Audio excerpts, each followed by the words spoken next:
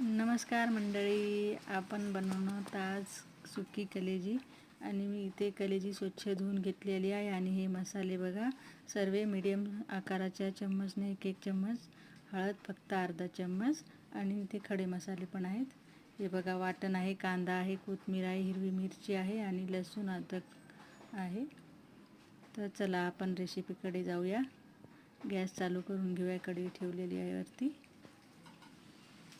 आणि कढईमध्ये तेल टाकलेलं आहे. कढई चांगली तापलेली आहे. त्याच्यामध्ये खडे मसाले टाकूया, हिरवी मिरची टाकूया, त्यात कांदा टाकूया.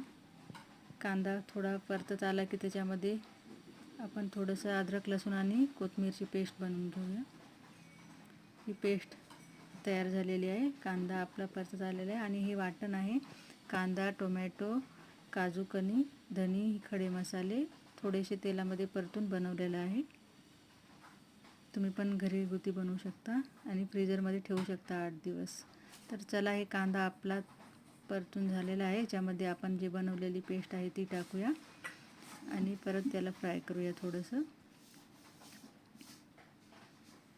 त्याला थोडं चांगलं फ्राय होऊ द्या. आणि माझ्या चॅनलवर तुम्ही नवीन असाल तर सबस्क्राईब करा. मी पण नवीन आहे, सपोर्ट करा. कांदा आपला परतत आलेला आहे.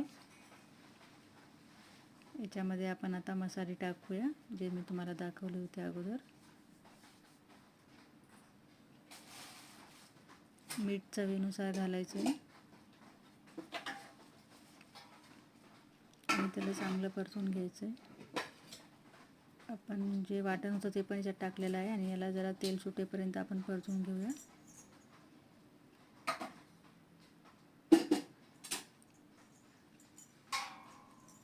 याला चांगलं तेल सुटलेलं आहे. आता आपण याच्यामध्ये कलेजी टाकूया धुवून घेतलेली आणि त्याला मिक्स करूया.